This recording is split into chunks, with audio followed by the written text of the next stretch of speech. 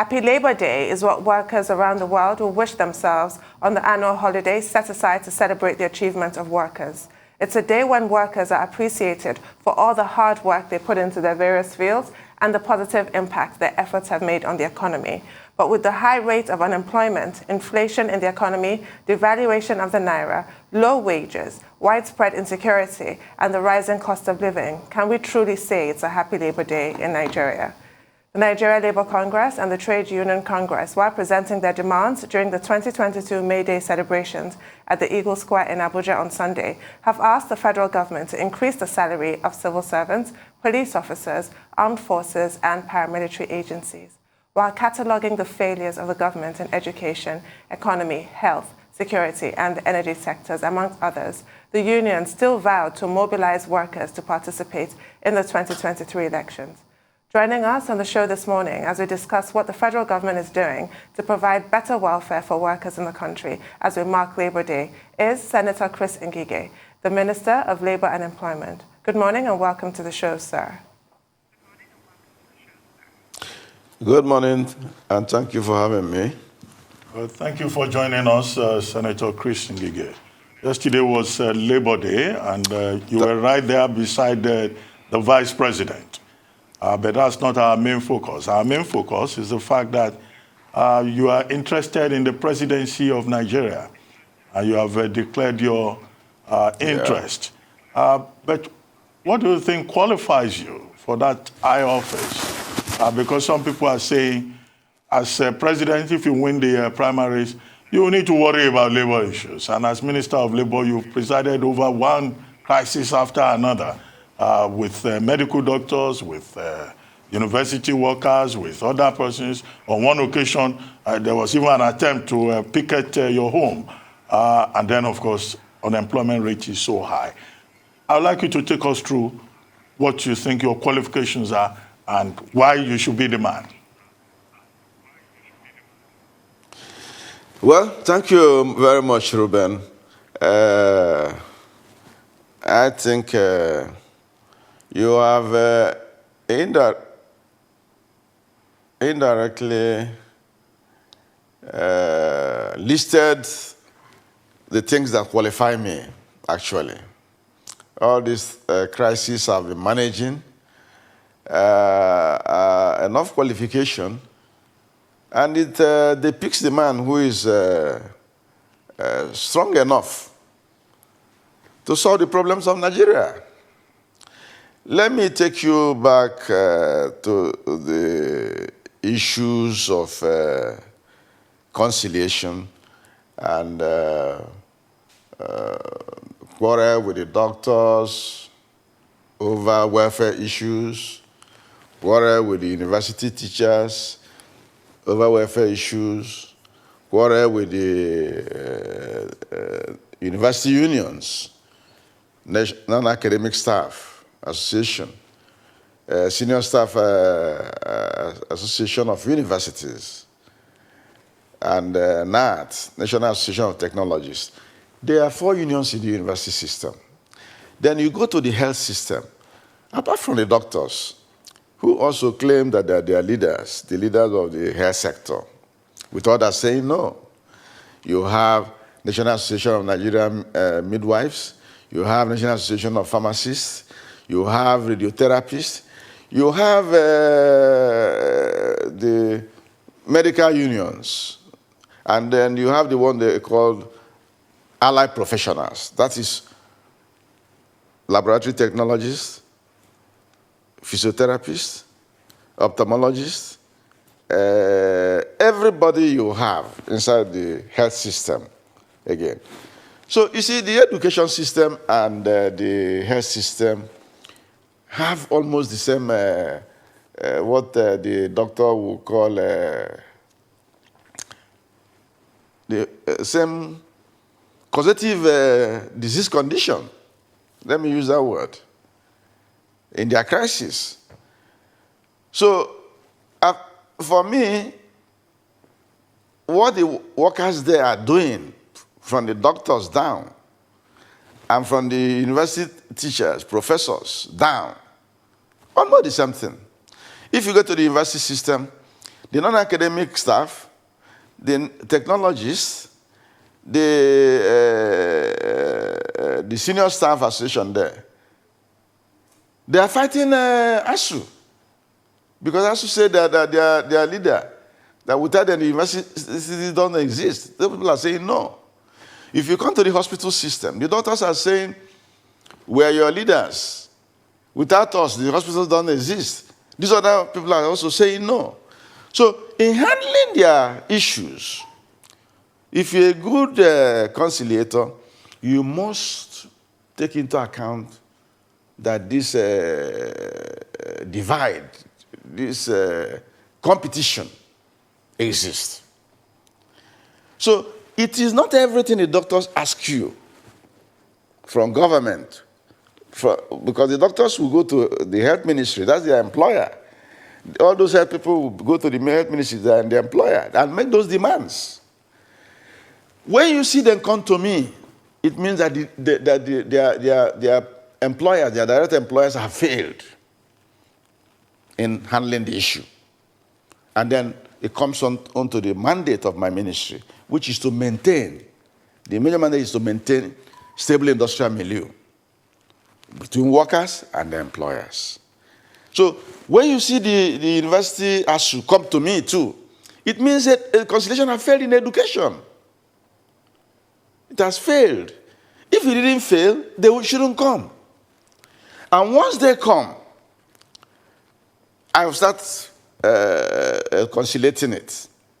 If I'm unable, the law says if I'm unable to do so, I should send them to National Industrial Panel, IAP, or send them direct to the National Industrial Court without the employer to go and for them to adjudicate for them.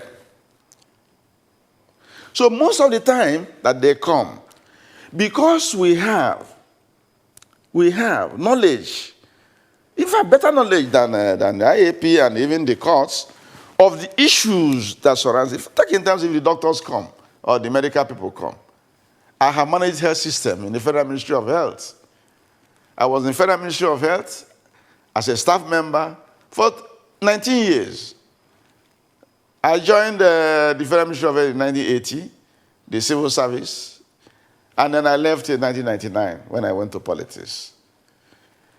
If it is for the university system again, I passed through the university system. I had teachers. I had health workers. The laboratory people are the ones helping us in the laboratory when we were in the university. It's not the professors that come and set up our pipettes and Bunsen burner and everything. No. It's these people in the laboratory. If you go to the mortuary or the morbid anatomy where you dissect dead bodies or cadaver, it is not the professors all the time that come. There are technicians there, laboratory technologists that are there. There are cadaver specialists. They put them into the tank and they bring them. So I have a broad knowledge of all this. So when I and my staff are conciliating it, I bring back my rich knowledge to bear. Make no mistake about it. When you see me doing that, Ruben, I am acting as a conciliator, what you can call an arbitrator between two quarreling parties. So my job is to listen to their complaints and say to government side, Ministry of Education and Finance, you are wrong here. Why have you not then done A, B, C, D? They will say, no, we are not wrong. These are documents to show this. And I will take all the documents, pass them on to if it's ASU. ASU, have a look at these documents. Does that satisfy you? ASU will say no. And tender their own document. The document they will tender might be an agreement. Usually, ASU will go back to 2009 agreement. 2009. Not done by this administration. And that 2009 agreement, everybody has looked at it and said that it is not implementable. A lot of the things there are not implementable. Right, I just need to come in now, Senator Ngige, because we don't have that much time. So we don't have an awful lot of time, so sorry, I do need to interject. I wanted to talk about yesterday the So, issues. well, to get to Ruben, I'm fully equipped with 42 years in the public service, with my knowledge of the economy, because when these people come, I can ask an agency, let me have your IGR, and I have been also in the Senate. I've Right, made budgets Senator. of the Federation, Right. in the Nigerian Senate. Right. So I'm equipped. Right. Legislatively, executive-wise, I've been governor of a state. Right. I've done work of managing people in the state. And If I so could it's an just- executive position. I do need to And interject, now I'm two-time Senator. minister. I do need to interject.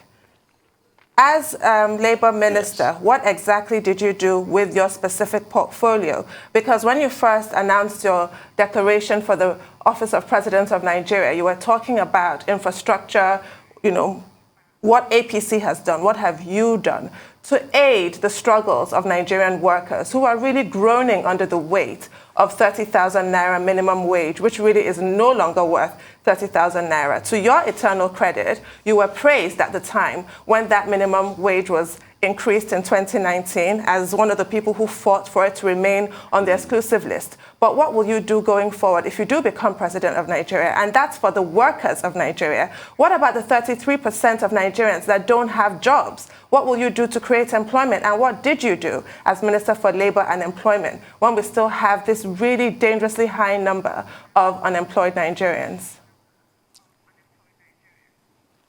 Okay, let me break your question into three. First, you say I used I talked about infrastructure when I was presenting my manifesto. Yes, I did. And I did that because as a member of the Federal Executive Council, going to 7 years now, we have infrastructural memorandum coming in from ministries that are infrastructure ministry. Ministry of Works and Housing, Ministry of Transport, Ministry of Agriculture, Ministry of Water Resources, Aviation. These are infrastructure ministries. They bring them up. They give you the memo. You read them. You analyze them. You come to council, say, this memo is good, but we could have done it this way, that way, for it to be better. Council will adopt. And I'm a man with varied knowledge. By happenstance, fate had drawn me out through that route. When I was in Ministry of Health, I was in charge of federal medical centers and teaching hospitals. In fact, many of the abandoned teaching hospitals in Enugu, in Kano, and ABU's area, I was instrumental to moving them to their permanent site. I was ministerial rep on that board. So I worked with Ministry of Works and Housing to put up and complete infrastructure in those places. So whether I like it or not, infrastructural knowledge has oozed into me by force. So I know about infrastructure. And that was what I brought to bear when I became governor of Anambra State. If you go to Anambra State today, most people remember me for infrastructure, but that's not the only thing I did. I did it in education. I revolutionized education. It was even my memo, it was that the missionaries or the churches signed and returned schools to them. I brought back 65 schools to them before I left. I sent the bill that returned those schools to the churches in Anambra State. The records are there. It's not something anybody can controvert tomorrow. So I have a broad knowledge of things. So that is why you can see my declaration. I talked about infrastructure. I talked about labor. I talked about health. I talked about education. So that is it. Secondly, to the fact that my ministry is in charge of labor matters and employment matters, I want to make it clear. The employment we talk about my ministry is those in employment conditions, making it better. It's also for us to look at employment statistics and talk to the various agencies, because creation of a job is not particularly for my ministry, no. It's a multilateral thing, interministerial thing, interagency thing, so that I get feedbacks from them. That is where my job is. But we have a Directorate for Employment, which is NDE. And that NDE is to give prototype samples of what ministries and what agencies can do in terms of job creation. NDE cannot create the job that will satisfy the entire country. No, it's not, that is not what it is. However, 33% unemployment rate is a big rise from where we started. When we started, we had about 18, but today is 33. It's a big rise. The economies of the world have suffered. Nigeria's economy has not been diversified. It's a mono-economy country, oil. And when this government came in, the price of oil dropped. It slumped. The production also slumped from 2.4 million barrels a day to about 1.5, and at a time 1 million, and at a time 700,000 barrels a day. Prices moved from $120 a barrel of oil to 100, 80, and by the time we came in, it was 80. It moved down to even 27 for most part of 2016 and 2017, and Nigeria went into recession. You can't create jobs in a recession because the industries will be suffering. The employers are suffering. It's an import-based economy that was hammered by what happened in the oil industry. This government even tried because they moved fast into agriculture. The president moved fast into agriculture. The CBN assisted. Ankobora's program, everybody was fighting it, and that is even why the rate is where you are seeing it, because agriculture gave instant job. It's the low-hanging fruits, because from the farmer who is in the field sowing, the man who is harvesting, the man who is packing the harvest into store, the man who is bagging them, and the man who is transporting them, and the man who is selling them in the market. You have done a good employment chain. Talk in terms of rice, that is what has happened. So a lot of people are happy with agriculture. So I have answered that question. It is not the Ministry of Labor and Employment that creates jobs. Okay. No. Okay. That is not what it's supposed to. Minister Ngige. We are having us. We tell people what you do and more jobs will be created. Senator Ngige. So, yes. Okay. I think point has been made. Yes. If you can just land on that point, because I have another question to ask you. Okay. Good. Senator Ngige, you said you want the point I'm making. The point I'm making. We have done much in our ministry. We have conciliated 1,683 labor issues. 1,683 since I came. And we have conciliated the difficult ones. ASU strike, this is the third in the series. I have conciliated the other two successfully. Even when they have gone to National Assembly and they came back, I conciliated them 2 times. Health workers, this is about 3rd time.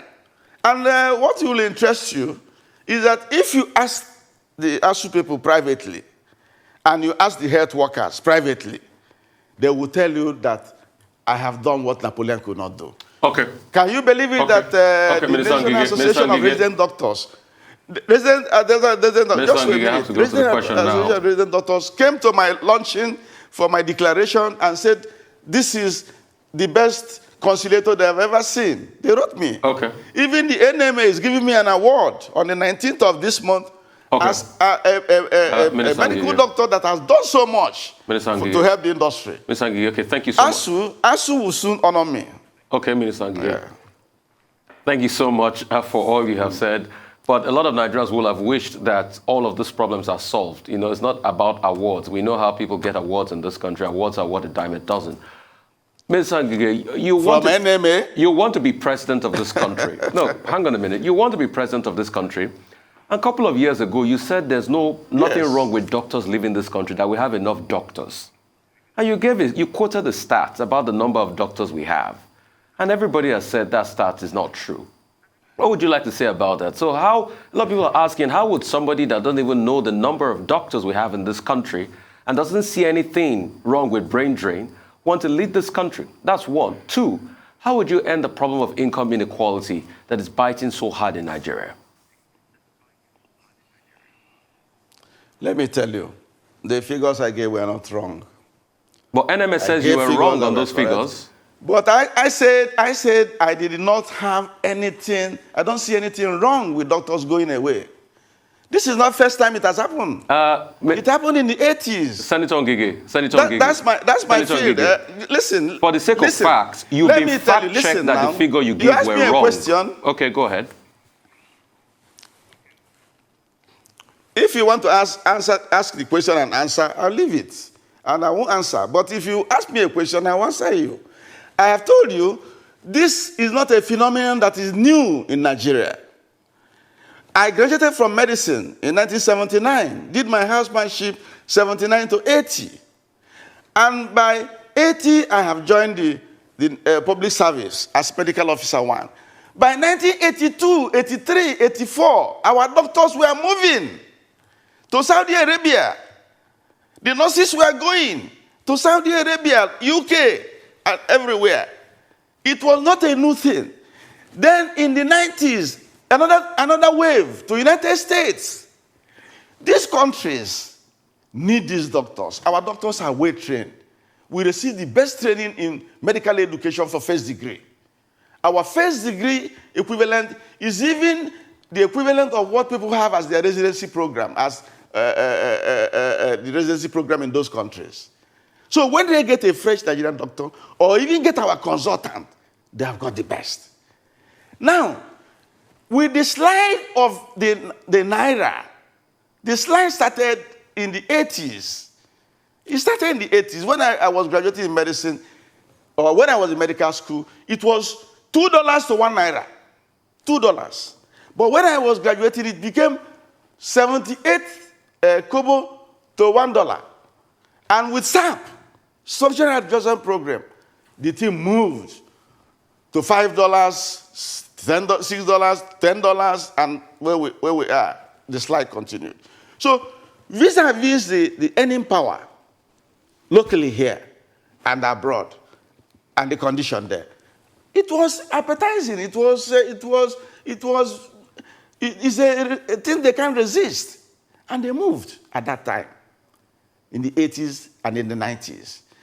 What I'm saying is that it is not all bad in such a situation. Those doctors, those consultants, a lot of them came back. When they came back with bigger knowledge, better knowledge. Some came back with equipment. As I speak to you today, there are people in AMPA, American physicians in America. They're coming back here to establish something. They come back with their CAT scan, their MRI scan, and other sophisticated equipments that they have bought with the savings they have made there. So all I'm saying is that it's not all loss. Again, go to the CBN and look at the earnings from home remittances abroad. You will see that home remittances gave Nigeria, in the just before COVID, we were getting about $20-something billion. It was the biggest. It even surpassed oil earning of your country. When you do the addition and subtraction of what happens in the oil industry, they export the oil, they bring back a refined product, do this, and you see that at the end of the day, the earning was not even up to the home remittances. Those home remittances have to show up the value of the Naira. So how can I say that doctors' migration is a totally bad situation? No, it's not. We're a developing country. Okay. When I was in school, India was relying on home remittances. Indian teachers were here. Okay. They taught us anatomy, they taught us biochemistry and physiology, and remitted money home. Okay. So I cannot, in all honesty and in any good sense, say that migration is bad, totally bad. No. Okay, Minister Ngige. It is happening even up to today. If you will let me speak, yes, please. This was the point I was trying to make. I was not trying to argue with you. The point I was trying to make is that all fact-checking agencies fact-checked you on the number of doctors you claim in this country, 350,000, and they say you are wrong. In fact, the National Medical Association said that we only have 75,000 registered doctors, and there are about 40,000 of them, and we are already below the World Health Organization threshold of patient-doctor ratio. So that was what they said. And they said the numbers you gave were entirely wrong. That's all I wanted to put in there out there for public discourse. Okay. If you put it out there, that's all right. But what I'm telling you, there is no country in the world, there is no country that have made the WHO ratio that they're talking about. No country. Not even United States. Not the UK. Nowhere in Europe. It's only one country that is even near it. Austria. So the fact that you have not met a UN body's threshold or ratio does not mean that the entire system is gone kaput. No, it doesn't mean that. I said, for example, I told the NMA and I even went to this, I said, have we deployed the ones we have now here appropriately? The answer is no. 70% of the doctors we have in Nigeria are in urban cities. Some of them are unemployed. Some of them are not working. They are only doing locum. And I'm saying, if we deploy these people properly in the rural areas, pay them rural allowances, the ratio to patient to doctor will not be noticed, grossly noticed. If we deploy all our NYSC doctors and don't keep them in CBN, don't keep them in National Hospital, and don't keep them in the Mint as doctors in places there. Put them in the primary healthcare PHCs that we have in this country to head the PHCs. On that note, then the basic healthcare system will have gone up. So a question of deployment of what you have is another issue. Why should people come to the urban centers as doctors and that are not employed anywhere and they are doing only locum? Locum means you go, do ad hoc job, and they pay you ad hoc money. It's not good. Well, Senator? Do not also forget that these doctors were trained with taxpayers' money, your money and my money. They were trained, and they were paying 80,000 naira a term. Senator? That is 80,000. Senator? Whereas in America, you pay $100,000 to train one doctor. Senator, unfortunately, we've run out of time. 15,000 pounds a term, a session. Well, so, on that does it note, make sense? On that note, you Senator, use your money and my money, the money of people in the villages, the poor people in the village, the money that should have accrued to them, train medical people, not only doctors, nurses, radiotherapists, physiotherapists, and they move out. Well, that point is well without made. even considering, Senator, considering those who paid for their school fees. We're running out of time. So let us put this thing as a coin. Every coin has two sides. Well, every coin has two sides. Thank you, Senator. Thank you very much, Senator Ngige, for joining us on The Morning Show. Thank you very much indeed. We wish you well with your presidential aspiration.